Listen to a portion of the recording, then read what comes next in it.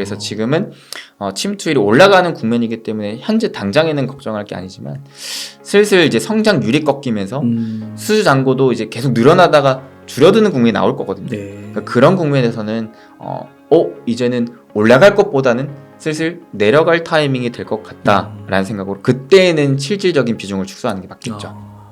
그리고 삼성이 반도체도 반도체인데 추가적으로 투자를 막 하려고 벌리는 게 또 대표적으로 두 개가 있어요. 하나가 디스플레이. 디스플레이가 특히나 OLED 단. OLED를 원래 삼성전자가 10년 동안 OLED TV를 국내 출시 안 한다 했거든요. 네. 근데 이번에 한다로 바꿨어요. 그러면서 이제 삼성전자 이번 주주총회에서도 많은 이제 원성을 샀긴 했는데 그 이유를 봤더니 이제는 버닝 현상이 어느 정도 해소가 됐고 그 다음에 이제 고객들의 니즈가 있다라는 그 부분이었습니다. 실제로 해외에서는 OLED TV에 대한 수요가 발빠르게 늘고 있어요. 그래서 LG전자가 좀 재미를 쏠쏠하게 보고 있는데 이게 이제 배 아픈 거죠. 그래서 뛰어들었다. 10년 만에 뛰어들었던 만큼 지금 삼성 디스플레이에 있어서도 4, 5주에 또 공장 투자를 하려고 하고 있고요. 이 부분은 또 일시적으로가 아닌 것 같은 게 이번에 또 디스플레이에서 가장 큰 고객사는 또 애플이거든요. 왜냐면 디스플레이를 크게 두 가지로 나눌 수 있어요. 크기로 중소형과 대형으로 나눌 수 있는데 중소형 라인업이 스마트폰, 그다음에 태블릿, 노트북, 메타버스 이렇게 나눌 수가 있거든요. 근데 여기에서 제일 강자가 애플이잖아요. 애플의 스마트폰, 애플의 맥북 이런 것들. 근데 애플이요.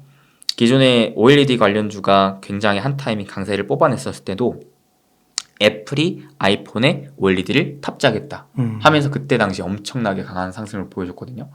근데 이번에 애플이 최근에 발표한 게 아이폰에 이어서 아이패드, 맥북에까지도 OLED 패널을 탑재하겠다 발표를 했어요. 이게 아이패드는 내년, 맥북은 26년입니다. 그러니까 뭐냐면 점차 새로운 디바이스에 OLED 패널이 탑재된다는 거예요. 그러니까 이게 구조적인 성장으로 전 진입한다고 보거든요. 2차전지도 구조적인 성장으로 침투가 계속해서 내연기관 차 대비 전기차 침투가 되니까 이게 계속 올라가잖아요. 저는 OLED도 마찬가지라고요. 전체 IT 디바이스 중에 아직까지 OLED의 침투율이 2%밖에 안 돼요. 아 진짜요? 네, 아직도 2%밖에 안 됩니다. 그렇구나. 근데 물론 OLED 경쟁 패널이 많긴 해요. LCD, LED 많긴 합니다. 근데 그럼에도 불구하고 OLED를 이제 좀 저는 중요하게 보는 게 차세대 디스플레이로 지금 OLED만 한 게 없어요. 그러니까 애플도 그걸 채택하고 있는 거고 삼성도 안 한다 했음에도 지금 10년 만에 말 바꿔서 하는 거고 그래서 그만큼 OLED가 특히나 LCD에 비해서 가장 큰 장점인 무게를 감소시키고 그 다음에 화질을 더 선명하게 명암비도 좋게 만들고 반응 속도도 빨리 만들 수가 있는 게 OLED이기 때문에 그래서 OLED가 더 많이 앞으로는 탑재될 가능성이 높다라고 보면서 OLED를 좋게 보는데 자, 애플이란 고객사와 삼성이란 고객사가 지금 OLED로 한다고 하니까 삼성 디스플레이, LG 디스플레이는 지금 웃음을 자아낼 수 있는 상황인 거죠. 근데 여기 또 하나 중요한 게 디스플레이 패널 안 그래도 많은 분들이 우려하시는 게 중국 쪽에 밀리는 거 아니냐. LCD가 그랬으니까. 근데 중요한 건 지금 시대가 그렇지 않다라는 겁니다. 탈세계화 국면이기 때문에요. 미국과 유럽은요. 중국 거를 안 쓰려고 자꾸 해요. 실제로 이번에 애플도 아이폰의 그 기존에 크게 3개의 고객사를 채택을 했어요. 삼성 디스플레이, LG 디스플레이, 중국의 BOE. 근데 지금 중국의 BOE 점유율을 지금 낮추고 있습니다. 삼성 디스플레이 향 점유율을 높이고 있어요. 야, 우리나라가 수혜를 잘 받네요. 네, 이게 또 반사수혜거든요. 2차 전지는 그런 거를 생각하시면서 하시는데 디스플레이는 아직도 그거를 좀 많이 놓치고 계셔요. 저는 오히려 이 분야가 앞으로는 또 크게 부각될 것 같고요. 그러면 투자를 하기 때문에 단기적으로는 장비주들 수혜를 받겠지만 저는 장기적으로는 소재주들 좀 좋게 보는 이유가 OLED의 가장 큰 단점이 뭐냐면 수명이 짧다는 거예요. 그러니까 전기차도 그 단점, 주행거리가 짧다는 단점을 해소하기 위해서 양극 접재가 그래서 부각받은 거였거든요. 그러니까 이를 해소시켜 줄 수 있는 게 결국 소재예요. 왜냐하면 그 수명이 짧다라는 거는 소재가 빨리 닳는다는 거예요. 왜 닳느냐? LCD에 비해서 OLED는 소재가 자체적으로 빛을 발산하기 때문에 이게 점점 쓰면 쓸수록 이게 수명이 닳는 거죠. 그래서 버닝 현상이 그것 때문에 나오는 거예요. 소재가 빨간색, 초록색, 파란색 소재가 있는데 특히나 파란색 소재가 수명이 빨리 닳아서 얘가 떨어지다 보니까 상대적으로 파란 빛깔이 잘 안 보이는 거예요. 그러니까 이게 흐리게 보이는 거죠. 그렇구나. 그게 이제 버닝 현상. 그게 아무래도 수명이 긴 TV에서 많이 나오죠. 스마트폰 잘 안 나와요. 왜? 수명이 2, 3년 정도니까. 어... 우리가 스마트폰 교체 주기가 그 정도 되잖아요. 네. 그러니까 나올만 하면 사람들이 바꾸니까 사실 크게 문제가 안 되거든요. 근데 중요한 건 애플이 이제 아이패드랑 노트북에도 탑재를 한다고 했잖아요. 얘네는 수명 주기가 스마트폰 대비 2배 길어요. 5년 내외입니다. 그러니까 당연히 하려면 수명을 길게 만들어야 돼요. TV만큼이나. 그러니까 어떻게 돼야 되냐면 소재를 2개를 쌓아 올려야 돼요. 이게 어려운 말로 투스택 텐덤이라는 기술인데요. 소재를 한 층이 아니라 2층을 만드는 거죠. 오래 쓰려고. 네. 그래서 한 층의 수명이 닿으면 그 밑단의 층으로 이제 대체하는 모습으로 수명을 이제 2배 늘리는 전략을 쓴 거죠. 그러면 이론적으로 봤을 때 소재가 디바이스 하나에 한 층만 들어갈 거를 2개를 들어가는 거죠. 그러네요. 그러니까 소재가 중장기적으로 수혜를 크게 받을 수가 있다. 그렇구나. 대표적으로 업체가 덕산 네오룩스, 이녹스 첨단 소재, 그다음에 P&H 테크 이런 기업들이 있습니다. 와. 저는 중장기적으로 계속 좋게 봐도 될 것 같다는 생각을 해요. 와. 야, 수면집이 대단한 것 같아요. 너무 체계적이고요. 너무 논리적이고 쏙쏙 들어오는데요. 감사합니다. 이렇게 했으면 진짜 서울대를 갔을 거예요. 야, 그렇구나. 네. 그렇군요. 디스플레이까지. 네. 그래서 이렇게 좋게 보시는 거고요. 마지막으로 그냥 하나만 더 살짝 얘기하자면 전장 쪽도 계속 보시길 바랄게요. 전장. 네. 전장이 사실 많이 소외되어 있거든요. 제가 왜 전장을 좋게 볼 수밖에 없냐면 지금 이미 숫자가 찍혀요. 어떤 숫자? 우리나라가요. 수출이 진짜 최악의 부진을 겪고 있습니다. 지금. 오죽하면은 우리나라가 지금 무역 수지가 13개월 연속 적자예요. 그 다음에 6개월 연속 수출이 하락하고 있습니다. 진짜 녹록지 않은 상황이에요. 우리나라 수출 국가인데 수출이 이렇게까지 안 좋다? 굉장히 쉽지 않은 상황인데, 근데 그럼에도 불구하고, 그러니까 제가 그래서 시장의 상승 추세를 기대하기가 어렵다라는 거예요.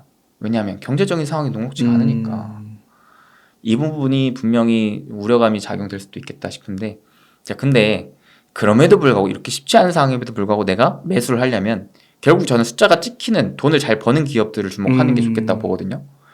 그게 다른 애들은 다 수출이 마이너스인데 유난히 두 놈이 수출을 잘하고 계속 치고 나가고 있어요. 이게 크게 2차전지랑 자동차예요. 자동차 수출이 굉장히 잘 되고 있습니다. 왜 그런가 봤더니 일단은 전기차. 전기차가 아무래도 프리미엄 가격이 붙어서 판매하고 있기 때문에 이익단에서 크게 개선이 되고 있고, 그다음에 우리나라 또 현대 기아차의 신차들이 해외에서 반응을 또 괜찮게 보여주고 있어요. 근데 자동차 주가가 그렇게 많이 안 올라요. 그리고 생각을 하셔야 될 게 전기차로 전환이 되는 흐름에 맞춰서 자연적으로 그 자동차 안에 들어가는 전장 부품도 따라서 많아질 수밖에 없어요. 이거를 또 간과하시는 것 같습니다. 근데 간과하시는 게 그건 있어요. 물론 전장 부품이 기술적인 장벽이 좀 낮아요. 그래서 많은 업체들이 뛰어들고 있기 때문에 파이가 작은 건 맞습니다. 네. 근데 그 안에서도 기존의 단점을 해소할 수 있을 만한 고부가가치 부품을 만들 수 있는 업체들은 저는 봐야 된다고 보고 있거든요. 대표적으로 전기차의 또 단점이 주행거리가 짧다라는 거, 그리고 무게가 무겁다라는 거. 이 두 가지에 대한 문제를 부품으로서 해결을 해줘야 된다. 그 큰 부품이 크게 세 가지. FPCB, 그 다음에 전력 반도체, 그 다음에 MLCC입니다. 그래서 이 세 가지에 대한 부품을 만들 수 있는 업체들은 계속 보시면 좋을 것 같고요. 그 다음에 이제 전장에 대해서는 제가 뭐 다음에도 혹시라도 다음에 또 나왔을 때 또 추가적으로 말씀드릴게요. 전장에 대해서 얘기할 게 참 많기 때문에. 너무 좋습니다. 이 부분도 삼성과 LG가 적극적으로 투자를 하고 있는 것도 맞고요. 그래서 이제 기업 투자에 대한 부분도 같이 들어가 있는 것도 있고, 그다음에 일단 돈을 잘 벌고 있고, 가장 큰 악재였던 차량용 반도체 수급이 완화가 됐기 때문에 자동차를 기존에 못 만들어서 거기에 들어가는 전장 부품을 납품하지 못했었던 악재가 풀렸거든요. 풀렸는데 주가는 아직 바닥권에 많이 속해 있다. 그래서 이게 슬슬 올라갈 때가 되지 않았나. 올해부터는 저는 오히려 자동차 관련된 업체들도 주목해 볼 필요가 있겠다 싶습니다. 그러니까 전장 딱 그러면은 떠오르는 게 LG전자, 현대모비스 뭐 이런 건데 여기 더 좀 아랫단위도 있다고 보시는 건가요? 그쵸. 아무래도 지금 사실 시장의 수급이 강해진 건 아니기 때문에 대형주를 공략하기보다는 그 LG전자, 현대모비스의 부품을 납품한 업체를 보는 게 나을 것 같아요. 네. 수민 씨 그러면은 좀 궁금한 거 한 가지 좀 여쭤볼게. 그 2차 전지가 진짜 핫하잖아요. 근데 아까 말씀해 주실 때 단기적으로는 조금 뭐 분할 매도도 고려해 볼 수 있지만은 구조적 성장주로 장기로 갈 사람들은 걱정할 게 없다라고 하셨잖아요. 네. 그 2차 전지는 진짜 장기적으로도 뭐 향후 뭐 3년 이렇게도 막 좋게 보시는 건가요? 저는 그래도 한 2, 3년 정도는 좋게 보세요. 네, 더 좋게 볼 수 있어요. 왜냐하면 이미 수주가 그만큼 꽉 차 있잖아요. 수주가 꽉 차 있다는 것은 그게 곧 실적으로 이어진다는 것이고, 실적으로 이어진다는 건 그만큼 주가로 이어진다는 것이기 때문에, 왜냐하면 기업의 주가는 실적과 비례하면서 움직이기에. 근데 지금은 아무래도 그 미래 가치를 땡겨오는 입장에서는 단기적으로 프리미엄이 많이 붙어 있긴 해요. 그래서 어느 정도 이 갭을 메우기 위한 조정은 나올 수 있겠죠. 네. 다만 이 우상향하는 실적에 있어서 또 조정을 받았다면 또 다시금 이 수렴하는 구간으로 또 상승할 수 있으니까 그 전체적인, 그러니까 결국 구조적인 성장에 있어서 중요한 건 침투율이에요. 침투율. 네. 근데 전체 이제 전기차 시장이 기존의 내연기관차 대비 아직 침투율이 뭐 절반 가까이 올라온 건 아니기 때문에 그때까지는 좀 보셔야 될 것 같고, 그러니까 성장 산업에서 중요하게 봐야 될 거는 성장을 하냐 마냐보다도 더 중요한 게 성장률이 계속 지속적으로 유지가 되느냐예요. 성장률이 꺾이면은 그 앞선 기대감의 매물이 많이 쏟아질 가능성이 있기 때문에 성장률이 꺾이는 건 조심하셔야 돼요. 그래서 지금은 침투율이 올라가는 국면이기 때문에 현재 당장에는 걱정할 게 아니지만, 슬슬 이제 성장률이 꺾이면서 수주 잔고도 이제 계속 늘어나다가 줄어드는 국면이 나올 거거든요. 네. 그러니까 그런 국면에서는 이제는 올라갈 것보다는 슬슬 내려갈 타이밍이 될 것 같다라는 생각으로 그때는 실질적인 비중을 축소하는 게 맞겠죠. 근데 지금은 아닌 것 같고요. 네. 2, 3년 정도 뒤가 아닐까 싶습니다. 그 지금은 2차 전지주 이렇게 보면은 그 정고점 돌파한다고 그 알람이 거의 매일 어느 종목은 다 나오는 것 같아요. 네. 그러니까 그런 걸 봤을 때 앞으로 3년 뭐 계약이 바인딩 계약으로 다 되어 있고 정해져 있고 하긴 하지만 또 사기에는 또 정고점 돌파했다고 그러면 좋기도 하지만 한편으로는 너무 비싼 거 아니야 이런 생각이 들잖아요. 네. 그러니까 그런 게 조금 궁금하더라고요. 그러니까 그런 게 부담이면, 어차피 내가 3년 볼 거라면은 한 타이밍 시장 조정에 맞춰서 좀 떨어진다면 그럴 때. 근데 분명히 아셔야 될 건 가격 조정 뒤에 기간 조정이 올 것이기 때문에 그 기간 조정 타이밍에 차라리 그냥 조금씩 모아가는 게 다음에 상승 사이클을 위한 준비가 되지 않을까. 기간 조정이 있기 때문에. 그리고 또 한 가지 궁금한 게 그 많이들 언급하는 뭐 에코프로비엠, 포스코 케미칼 이런 것들은 많이 올랐는데 상대적으로 덜 오른 게 그 LG화학 같은 거랑 SK이노베이션 이런 것들더라고요. 이런 좀 대형주들은 좀 어떻게 보세요? 저는 그러니까 시장이 완전 유동성 장세, 즉 경기가 안정적이면서 금리가 인하되면서 시장의 유동성이 풍부하게 공급이 될 만한 장세 때는 그 막대한 돈으로 대형주도 끌어올릴 수 있기 때문에 그때는 대형주 위주로 공략을 하시라 하는데, 지금은 시장이 그렇지가 않아요. 시장이 지금 여전히 고금리에 경기도 침체 국면이기 때문에 지금 이럴 때 대형주가 막 멱살 잡고 끌어올릴 수 있을 만한 장세는 아닌 것 같다. 네. 그래서 차라리 공략을 하실 때는 중소형 낫겠다 좀 싶습니다. 그러면은 그 수빈쌤이 보실 때 중소형주의 기준은 시가총액 어느 정도로 보세요? 제가 좋아하는 건 시가총액 1,000억에서 5,000억 정도요. 와, 그렇군요. 네. 그러면 한 1조만 넘어가도 좀 부담되시는 거예요? 네, 그런 종목군들을 공략했을 때는 저는 개인적으로 1조 이상 되면은 슬슬 이제 분할 매도 관점으로 접근을 해요. 그러시군요. 네. 그러니까 오늘 수빈쌤 얘기를 들으면서 딱 느끼는 게 진짜 그 분석력 그리고 파고 들어가지고 그 초창기에 확실히 그 영업이익 성장률이 높잖아요. 네네. 그러니까 그런 부분들을 굉장히 잘 포착하신다. 그리고 미리미리 준비하신다. 다음 주 도주를 이렇게 몇 가지 소개시켜 주실 때 그런 걸 많이 느꼈습니다. 네. 저는 현실로는 고소공포증이 없는데 투자에 있어서는 고소공포증이 많거든요. 남들이 좋다, 남들이 막 사는 거는 저는 따라 사고 싶지 않아요. 네. 왜냐하면 그런 쪽에는 득보단 실이 크다라는 걸 뼈저리게 느꼈기 때문에. 그러니까 이거를 아시는 분들은 다 아실 거예요.